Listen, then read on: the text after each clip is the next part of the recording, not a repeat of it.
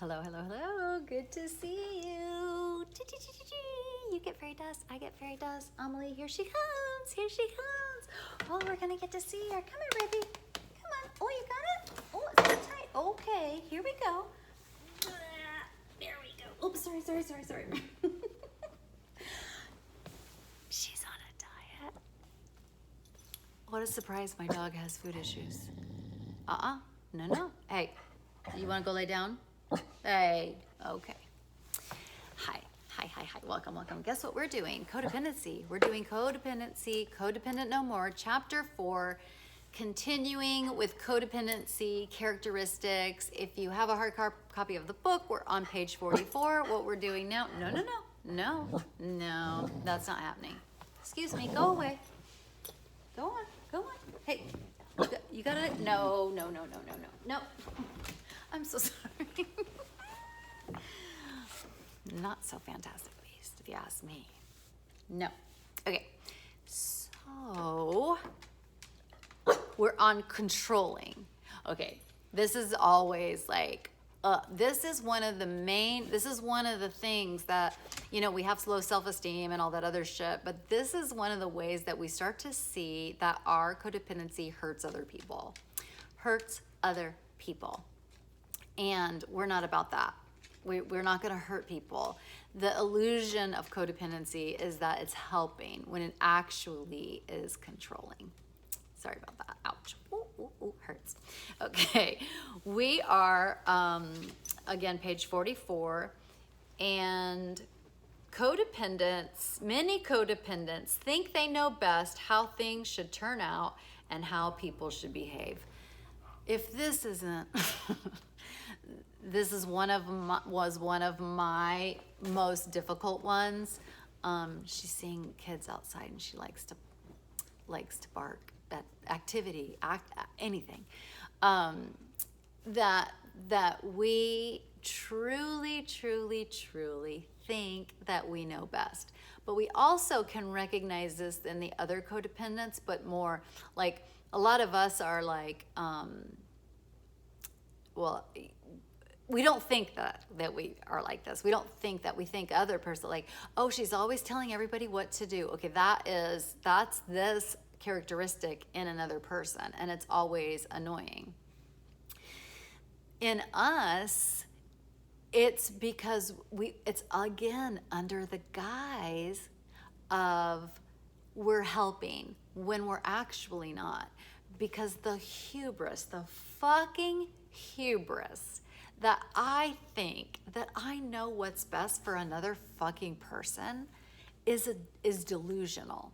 Like, it is delusional. Like, what is it? The grandiosity, whatever that thing is. Like, it's just like so grandiose. Like, I know what's best for you. And let me give you an example. She should go to meetings. Okay. See how this, and this is also classic codependence. Codependents never say, I should go to meetings. Because, bitch, there are meetings for you too. There's CODA, and there is Codependents Anonymous, and there is Al-Anon. And so, but the codependents never say like, oh, my husband's drinking a lot, I should go to meetings. That's how the sentence should fucking go. Like, that's how it's supposed to be said. But no. We think that other person needs to go to a meeting. We think that other person should stop drinking. We think that other person should get a college degree. We think that someone else is, should do this, should do that. And a lot of our shoulds are what is societally acceptable as... it's like anyone could see this person and see this person should stop drinking. The fact is that and the other thing I teach is that we all talk to each other from 3 different modes, if you will, 3 different modes, 3 different like channels in us. We're parent mode, advanced bitch mode, or we're child mode. And parent mode people, they do think they know what's best for other people. They're very certain. And the thing is, those of us that are actually smart, we're kind of right. Like, he shouldn't be yelling at her. Like, that's right. But again, I don't know what's best for these two other adults. What if he's a narcissist, and what if she's addicted to a narcissist? If I say that he shouldn't be yelling at her, I'm getting into the middle of their relationship. You know, a person is only yelled at or treated unkindly with their own permission. You know, if it happens one time, fair enough. You did not see that. You didn't see a red flag ahead of time. But if this has happened before and that you're still here in this toxic environment, there's something in it that's serving you. So how do I know best when this person should or should get recovery, or if they should? That's not up to me. There's a saying that we have in the 12-step world called, like I could say it like, my husband has a higher power and it's not me. My daughter has a higher power, it's not me. My son has a higher power, it's not me. My, barista has a higher power, it's not me. I think my barista should be moving faster or taking my order faster. How do I know what she's going through? What? And let me tell you something, this is our fucking shiny object. We always want to know what's best for the other people, and shame on them for not doing it. They should be doing it. What if they don't have the capacity to do it? What if you don't see the completely scarred soul inside of that person? What if you don't see their absolute depression and they're barely getting through the day? And, another one would be a homeless person shouldn't drink alcohol. That's their medicine. Like, who am I to say that they don't need that? So, and just because I'm a codependent and I'm not addicted to a substance, like, where do I get off telling another person that they shouldn't have a substance? How do I know what they're going through? How do I know they're medicating? Somehow, some way they're medicating.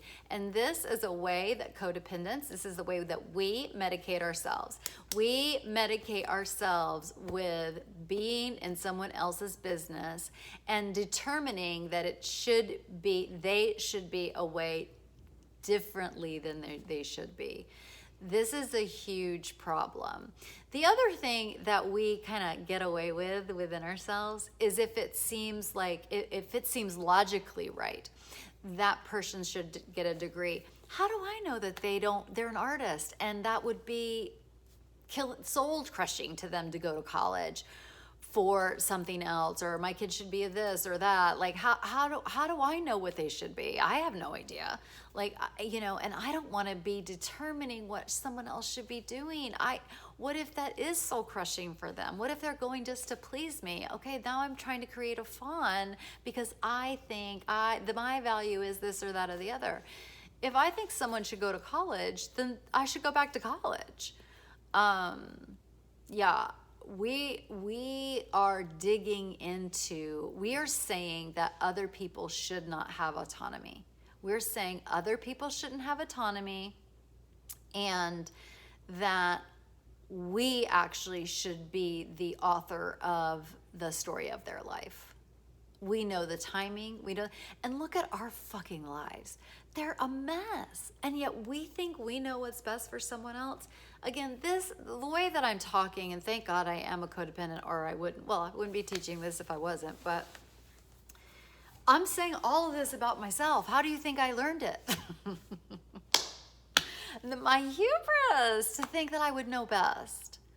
I don't know what's best for my kids. And I have to tell you, this little piece, one of the ways I really became free of it was when I became a therapist, because I do not know what's best for another person. I do not know. I have no idea what's best for another person. And that makes my job really, really, really fun, because what I do is I help people. I midwife people to support. So I'm supporting them. I'm lifting pain. I'm doing some psychoeducation. I am showing discrepancies. I'm showing conflicts. I'm holding up a mirror And I help people get their answers. That's what I do for a living. I don't help people. Like, I don't. Like, what I do is I'm just really good at seeing the psyche. I'm really good at seeing and I'm really good at detecting an inner saboteur. So I always know. And I mean, this therapy, being a therapist is life to me. Like, it is. I will do it as long as I possibly can, because that is fucking magic in the chair. I'm so innately good at it. And this is one of the reasons why, is I let my client freely determine. My client is fully autonomous, determine the path of their life. And I don't know what's best for them. And that's what I tell them. Like, when I give homework or something, like, if they come back and they say I did my homework, and I'm like, yay, let's talk about it. Like, that's awesome. Like, let's talk, what lit you up? What was the, like, what was the takeaway? Da, da, da, da. If that same client come in but didn't do the homework, they're like, I'm kind of embarrassed I didn't read that book. I'm like, no, I want to know. Like, what was the resistance? Like, what? And not because resistance is bad, but what was the thing? And also, I don't know what fucking book people should read. How do I know? I have no idea. I know it's been helpful for me, and I know that I see something in the other person, or we've discovered it together, that, oh, I know a tool for that, and it lives in that book. But I don't know if that's the tool they're supposed to use. How am I supposed to know? But they do. They know. They know. And so I trust my client's process. I trust my client's answers. I trust my client's inner guidance. And that's what we should be doing with every person. I will give you permission not to do it you can do it. You can pretend that you know what's best for. Do you know the disciplining that I did of my kids? My kids are grown now. One's in her 30s, the other one's a couple years younger. And do you know, there was so much wasted time of me trying to pretzel them into things that weren't a good fit for them, because I thought it was best for them. And some of it I wasn't listening. I know some of it is just like parenting. And I mean, believe me, I've made so many mistakes, like so many mistakes. But how do I know that, that wasn't hurtful to them and that actually delayed their process? And what if, because I you got to do this math homework and this is really important and you really need to learn this, like, spend hours doing it? What if they would just naturally have gone in their room and drew or whatever? Yes, we got to do homework and we got to set boundaries around that, of course. But the blood, sweat, and tears, I just feel like I wish I could go back. And then, of course, obviously, like, that's a fantasy land. So I'm not going to regret anything, because that's a waste of time. And that's my inner saboteur, like, trying to get in on me. But my kids, I really, if I were to do it again, I would truly question myself. Who's this for? What's this about? Is my kid in the right environment? Is my kid in the right class? Is my kid, and how can we make this more fun for them? How can we make this more empowering for them? So anyway, yes, we spent 13 minutes talking about one of the characteristics. Are we ever going to get out of chapter 4? And we may not. But yes, repeating. Codependents. I'm going to say not many codependents. I'm going to say this is just standard. Standard comes with the car, comes with the psyche of a codependent. This. This is textbook. This. We think we know best how things should turn out and how people should behave. How do I know if a person's supposed to be nice right now?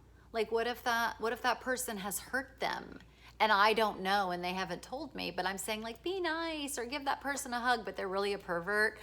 And, and just because they're related to me doesn't mean they're not. And do you see? Like, let's start trusting people more. Let's give people back their autonomy.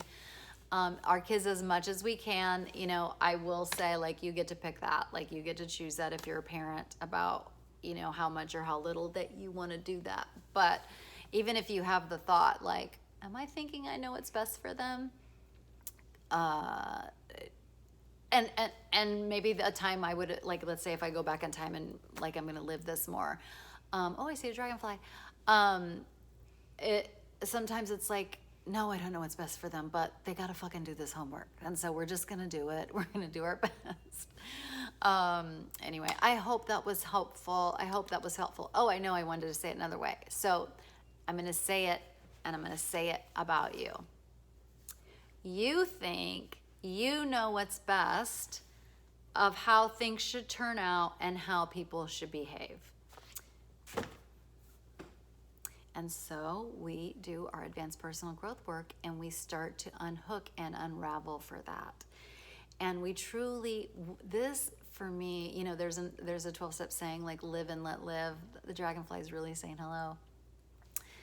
Live and let live, the dragonfly. And freeing yourself from this is actually living that you're truly allowing a person to live their life and not the one that I think that they should be living. So I hope that was helpful. I will see you soon. Love you.